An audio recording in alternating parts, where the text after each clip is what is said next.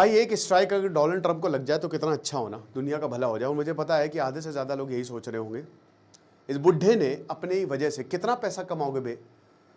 Market नीचे जा रहा है, ये जानबूझ के मार्केट नीचे कर रहा है, इसने billions and billions of dollars कमाए हैं जानबूझ के। बिजनेसमैन ही है ये, पागल हो चुका है, ये खुला सांड है। बहुत खतरनाक हालात फिर से बन गए हैं। अभी मार्केट संभला था, फिर ये पता नहीं क्या कर रहा है। सीज फायर, एक टेम्परेरी सीज फायर 2 महीने के लिए हुआ, फ्यूनरल हो गया अली खामेनी, फ्यूनरल हुआ, बड़े बड़े लीडर्स गए, डोनाल्ड ट्रंप ने बोला कि मारेंगे तो है ही हम, और मार दिया। आशा करता हूं आप सब बहुत अच्छे होंगे।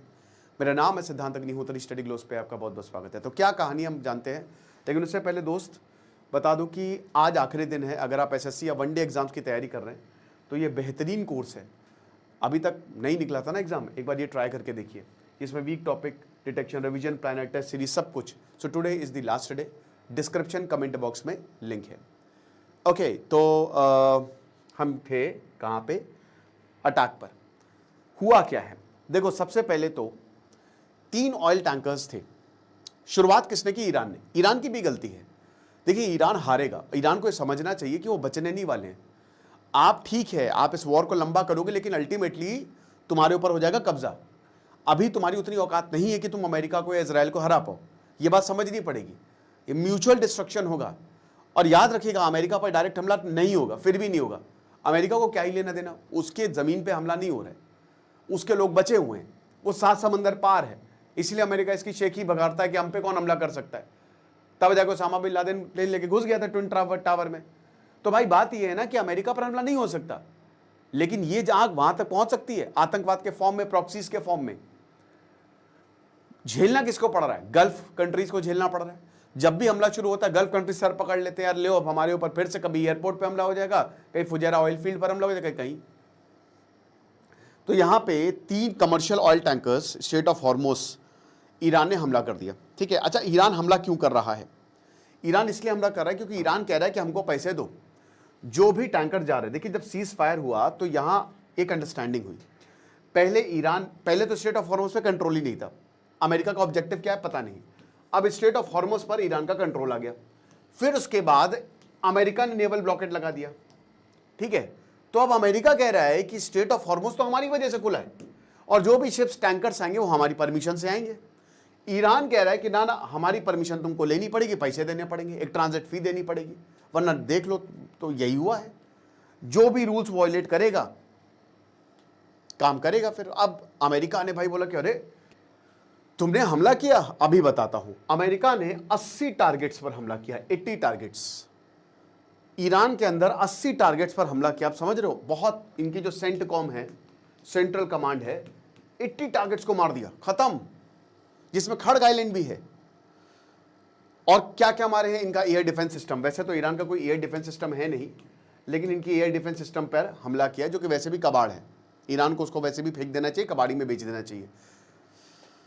Military command and control centres, radar installations, anti-ship launchers, drone facilities और 60 बोट्स जो कि आईआरजीसी की थी। अभी अमेरिका कह रहा है कि हमने तो इनकी फैसिलिटी पर हमला किया ताकि ईरान को क्रिपल किया जा सके। ईरान कह रहा है कि वो फैसिलिटी हमारे देश के अंदर है, तुम शहरों पर हमला कर रहे हो जिसमें सिविलियंस की जानें जा रही हैं। तो ऑब्जेक्टिव ईरान को ऑक्यूपाई करना नहीं था, बट बार बार जो ये शिप पर हमला हो रहा है, इस पर खत्म करना। अब अमेरिका कहता है वॉयलेशन ऑफ सीज फायर। मैं आपको बता रहा हूं कि जब तक ट्रंप है, ठीक है, पहले इजराइल को भी आप साइड में करिए, लेकिन जब तक ट्रंप हैं तब तक हमले होते रहेंगे। अभी 3 साल इस पागल आदमी को और झेलना है। 2028 तक तो ये रहेगा। नवंबर में शायद भाई मिड टर्म इलेक्शन में हारेगा तो इसके हाथ बांध दिए जाएंगे, लेकिन ये बुड्ढा उससे पहले मर जाए तो अलग बात है, लेकिन 2028 तक तो, 2028 तक तो ये बुड्ढा रहने वाला है। ठीक है, और ये सबको, पूरी दुनिया को परेशान करके बैठा हुआ है। तो स्ट्रेट ऑफ हॉर्मोस पर फिर से हमला। अब देखिए ये जो 3 टैंकर्स है, रिपोर्ट्स ये बताती हैं कि भाई एलाइज भी अब ईरान को ब्लेम करने लगे हैं। तो डोनाल्ड ट्रंप की ट्रिक काम कर गई। देखो जब अमेरिका ने एलाइज से मदद मांगी तो सबने मना कर दिया। इटली हो गया, जर्मनी हो गया, किसी ने अपना ना एयर स्पेस दिया, कुछ नहीं दिया। बोला आप देखो, आप अपने युद्ध में हो। तो ट्रंप ने सोचा होगा चलो ठीक है, काम करते हैं, हम प्यार से बात कर लेते हैं। प्यार से भी नहीं माना। तो अभी आप देख ही रहे हैं, पीट हेगसेट हो गए, या नेटो की फंडिंग कट करो, नेटो की फंडिंग कट करो। तो यूरोप कह रहा है कट दो भाई, क्या करना कर लो, तुम्हारी मर्जी है। लेकिन अब डोनाल्ड ट्रंप एलाइज को यही बताएंगे कि अब हो गया, मैंने तो बोला था कि कुछ होने वाला है नहीं, प्यार से बात की तब भी हमला कर रहे हैं। अब इनके एलाइज भी जो है वो ईरान के अगेंस्ट हो रहे हैं, इनके एलाइज भी। अभी ऑयल परमिट सेल, अच्छा एक और चीज, 14 पॉइंट में एक पॉइंट था ना, जो 14 पॉइंट इन्होंने साइन किए, उसमें बेसिकली ईरान को ही सब कुछ मिला है। तो इसमें एक पॉइंट था ऑयल सेल्स परमिट। और एक्चुअली ना देखिए, डोनाल्ड ट्रंप को आप एक इंडिविजुअल, वो एक ग्रुप मैन, मतलब एक कहने का मतलब वो लीडर नहीं है। जैसे एक जो प्रेसिडेंट या प्राइम मिनिस्टर होता है, वो अपने बारे में नहीं सोचता है, वो एक पोस्ट है, उस पोस्ट के बारे में, उस पोस्ट की इज्जत करते हुए पूरे देश दुनिया के बारे में सोचता है। डोनाल्ड ट्रंप अपने बारे में सोच रहा है, उसकी ईगो इतनी बड़ी है कि जैसे ये 14 पॉइंट आए तो सबने गरियाना शुरू कर दिया कि ये क्या तुम झुक गए हो। तो डोनाल्ड ट्रंप को एहसास हुआ कि यार आपने तो वाकई बहुत, तो शायद ट्रंप ये बहाना भी ढूंढ रहे हैं कि कुछ करे ईरान तो हम फिर से वॉर छेड़ दें और फिर हम बता दें, फिर से रीनेगोशिएट करें। हालांकि 2 महीने का टेम्परेरी सीज फायर है, अभी परमानेंट कुछ भी साइन नहीं हुआ है। तो यहां पे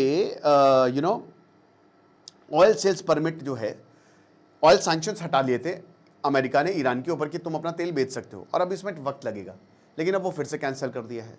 तो यानी कि एक पॉइंट तो इन्होंने कैंसिल कर ही दिया, और अभी न्यूक्लियर वाला तो कुछ हुआ ही नहीं है, न्यूक्लियर की तो बात ही नहीं है, ठीक है। तो ईरान ने बोला कि देखिए इस अमेरिका जो स्ट्राइक्स कर रहा है, अब देखिए अमेरिका के स्ट्राइक्स पर भी ईरान ने बोला कि ये तो एक्ट ऑफ एग्रेशन है, आपने तो वायलेशन किया है, ऐसे तो चलेगा नहीं। अब क्या ऑयल प्राइस इंक्रीज होंगे? बिल्कुल, अब मार्केट भाई फिर से नीचे जाएगा, बिल्कुल ऑयल प्राइस इंक्रीज होंगे, और फिर से मार्केट जो है उसमें तबाही मचेगी, आग लगेगी। और भारत के लिए तो बड़ी दिक्कत है, वैसे एथेनॉल की प्रॉब्लम चल रही है, एथेनॉल क्रूड ऑयल और महंगा हो जाएगा, शिपिंग इंश्योरेंस कॉस्ट इंक्रीज होगी। वैसे ही बहुत सारे भारतीय फंसे हुए हैं, आपने देखा अमेरिका ने, आपने देखा कि किस तरीके से 3 भारतीयों को मार दिया। तो ये एक्ट ऑफ एग्रेशन है, ये चीज है। अब बाकी देखेंगे दोस्तों आगे क्या होता है, बट मुझे नहीं लगता ये युद्ध रुकने वाला है। इसमें इजराइल तो इन्वॉल्व है, इजराइल बहुत खुश होगा कि हाँ भाई मैं तो चाहिए और लड़ मर लो, जब तक इनको खत्म नहीं करेंगे तब तक मानेंगे नहीं। बट ये ओवरऑल एक बहुत ही खतरनाक पिक्चर पेंट कर रहा है कि एक दिन सीज फायर होता है, अगले दिन प्रॉब्लम हो जाती है। आपको क्या लगता है मुझे कमेंट बॉक्स में बताइएगा। बाकी आज आखिरी दिन है, today is the last day, आज से क्लास शुरू हो रही है, तो आप इस कोर्स को अवेल कर सकते हैं। Thank you so much.